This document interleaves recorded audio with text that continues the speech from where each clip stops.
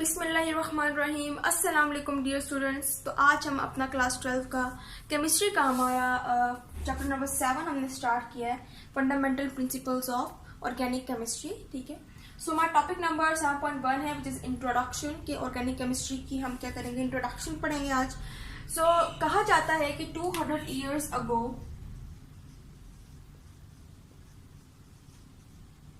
200 साल पहले की जब हम बात करते तो बहुत से केमिस्ट जो हैं उन्होंने difference between properties of the inorganic and organic compounds को फाइंड किया।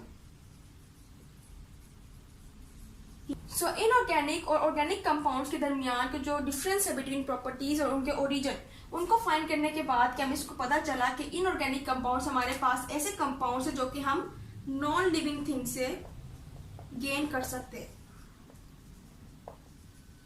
और कुछ हमारे पास मिनरल रिसोर्सेज हैं, मिनरल सोर्सेज। ठीक है, सो ये हमारे पास इनऑर्गेनिक कंपाउंड होते हैं जो कि हम नॉन लिविंग थिंग्स या फिर कुछ मिनरल सोर्सेज है उनके जरिए से गेन करते हैं, और ऑर्गेनिक कंपाउंड्स हमारे पास हमेशा हम ऑब्टेन कर सकते हैं फ्रॉम द लिविंग थिंग्स। ठीक है, सो पिछले 200 सालों से केमिस्ट जो है वो कोशिश कर रहे हैं कि वो ऑर्गेनिक कंपाउंड को बना सके, क्योंकि उनके लिए इनऑर्गेनिक कंपाउंड को बनाना इजी था। उन्होंने बहुत से इनऑर्गेनिक कंपाउंड बनाए नॉन लिविंग थिंग्स को लेते हुए, इसके अलावा कुछ मिनरल सोर्सेज को लेते हैं ना। अब ऑर्गेनिक कंपाउंड्स को उन्होंने देखा, उनको स्टडी किया, तो उनको पता चला कि ऑर्गेनिक कंपाउंड्स या तो सिर्फ लिविंग थिंग्स बना सकते हैं, एक जानदार बना सकता है जैसे हम हैं, प्लांट्स हैं, एनिमल्स हैं, ठीक है, या फिर लिविंग थिंग्स के अंदर बन सकते हैं, यानी कि हम इसको लेबोरेटरी में आर्टिफिशियली जो है प्रोड्यूस नहीं कर सकते, क्योंकि लिविंग थिंग्स में एक खास तरह की पावर होती है जिसको हम नाम देते हैं रूह का। ठीक है, और ये अल्लाह के बस में होता है कि वही हमारे अंदर रूह डालता है, वही हमारी जो रूह है उसको कंट्रोल करता है। ठीक है, सो इसके बाद से ऑर्गेनिक कंपाउंड जो है वो नहीं बन पाए, उनसे लेबोरेटरी में जो केमिस्ट हैं वो उनको आर्टिफिशियली प्रोड्यूस नहीं कर पाए। ठीक है ना, इस वजह से हमने इस थ्योरी को नाम दिया कि हम क्या कह रहे हैं कि ऑर्गेनिक कंपाउंड सिर्फ और सिर्फ लिविंग थिंग्स के अंदर या लिविंग थिंग्स से बन सकते हैं, और इनऑर्गेनिक कंपाउंड्स को हम नॉन लिविंग थिंग्स से ऑब्टेन कर सकते हैं। ठीक है ना, तो ये हमारे पास थ्योरी थी जिसको हमने नाम दिया वाइटल फोर्स थ्योरी का।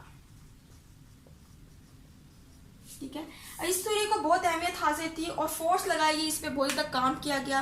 ठीक है, इसलिए हम इसको नाम दिया वाइटल फोर्स थ्योरी का, कि ऑर्गेनिक कंपाउंड्स ना ही हम लिविंग थिंग से गेन कर सकते हैं और ना ही इनऑर्गेनिक कंपाउंड से ऑर्गेनिक कंपाउंड्स को बना सकते हैं। ठीक है, लेकिन हमारे पास एक साइंटिस्ट आया 1828 में, फ्रेडरिक वॉलर। उसने इस थ्योरी को मानने से इनकार कर दिया। फ्रेडरिक वॉलर ने खुद लेबोरेटरी में प्रोड्यूस की थी यूरिया। ठीक है, उसने अमोनियम साइनेट को, अमोनियम साइनेट NH4 अमोनियम CNO-साइनेट। ठीक है, सो फ्रेडरिक वॉलर ने अमोनियम साइनेट के जरिए से लेबोरेटरी में ऑब्टेन की थी यूरिया, विच इज NH2CO।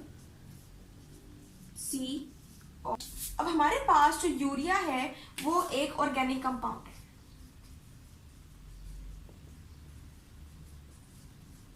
क्यों? क्योंकि यूरिया जो है सिर्फ और सिर्फ एक लिविंग थिंग के अंदर प्रोड्यूस कर सकता है। ठीक है, यूरिया को आज तक हम लेबोरेटरी में या फिर आर्टिफिशियली प्रोड्यूस नहीं कर पाते, लेकिन फ्रेडरिक वॉलर ने इसको सरंजाम दिया। उसने अमोनियम साइनेट के जरिए से यूरिया को ऑब्टेन कर लिया, जो कि एक ऑर्गेनिक कंपाउंड है और लिविंग थिंग्स के अंदर ही क्या होता है, पाया जाता है, हमारे इन्वायरमेंट में नहीं पाया जाता है।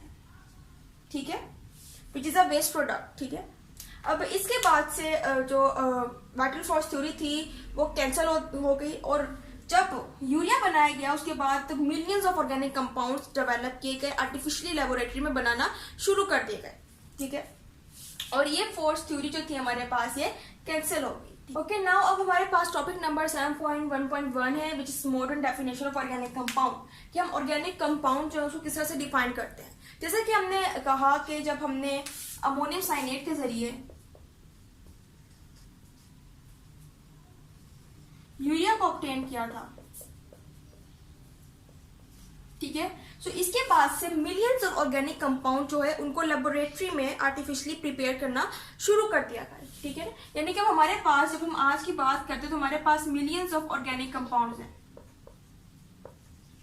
ठीक है ना, मिलियंस ऑफ ऑर्गेनिक कंपाउंड्स हैं। और ऑर्गेनिक कंपाउंड्स की जब हम मेन एलिमेंट की बात करते हैं कि ऑर्गेनिक कंपाउंड बना किससे होता है, तो उसके अंदर जो मेन एलिमेंट है वो हमारे पास होता है कार्बन। कार्बन हमारे पास ऑर्गेनिक कंपाउंड में ऐड कर रहा होता है एज एन इसेंशियल एलिमेंट, ठीक है। इसके अलावा कार्बन की अमाउंट जो है ऑर्गेनिक कंपाउंड में ज्यादा होती है। कुछ जो ऑर्गेनिक कंपाउंड होते हैं, ज्यादातर कंपाउंड, उनके अंदर हाइड्रोजन भी मौजूद होती है, ठीक है ना। और बाकी जो हमारे पास एलिमेंट्स होते हैं जैसे सल्फर है हमारे पास, नाइट्रोजन, ठीक है, और पोटेशियम वगैरह, ये सारी जो उनकी अमाउंट है ये थोड़ी थोड़ी अमाउंट जो है इनके अंदर क्या होती है, मौजूद होती है। लेकिन जो मेन एलिमेंट है वो कार्बन है और दूसरा जो मेन एलिमेंट कहते हैं वो होता है हाइड्रोजन। अब हम बात करते हैं कि हमारे पास जो कार्बन है वो किस तरह से ऑर्गेनिक कंपाउंड का इसेंशियल एलिमेंट हो सकता है, ठीक है। क्योंकि हम कह रहे हैं कि कार्बन की बहुत से कंपाउंड्स हमारे पास बनते हैं। हमारे पास कार्बन मोनोऑक्साइड बनता है, एक कंपाउंड है कार्बन डाइऑक्साइड बनता है, एक कंपाउंड है बाइकार्बोनेट बनते हैं, इसके अलावा कार्बोनेट्स भी बनते हैं। सो ये हमारे पास कंपाउंड्स जो कार्बन का जब दूसरे एलिमेंट के साथ बॉन्डिंग होती है, ठीक है ना, रिएक्शन होता है तब वो बनते हैं। अब ये हमारे पास सारे के सारे कार्बन कंपाउंड्स हैं जो कि रिएक्ट कर रहे होते हैं, जिनको हम स्टडी करते हैं एज अ इनऑर्गेनिक कंपाउंड, ठीक है। इसमें हमारे पास कार्बन है जिसको हम क्या कर रहे हैं, स्टडी कर रहे हैं as a inorganic compound. So carbon हमारे पास ऑर्गेनिक कंपाउंड का भी एक एसेंशियल एलिमेंट है, ठीक है। यही वजह है कि हमारे पास जो ऑर्गेनिक कंपाउंड है हम उसको सही से डिफाइन नहीं कर पाते, प्रॉपर्ली डिफाइन नहीं कर पाते। लेकिन हमारी जो मॉडर्न डेफिनेशन है अबाउट द ऑर्गेनिक कंपाउंड वो ये है कि हमारे पास ऑर्गेनिक कंपाउंड की जो हमारे पास केमिस्ट्री है कि organic chemistry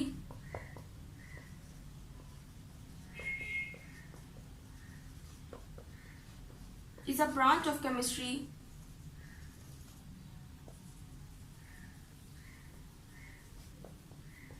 in which we study carbon and hydrogen, means क्योंकि हाइड्रोकार्बन्स and their derivatives,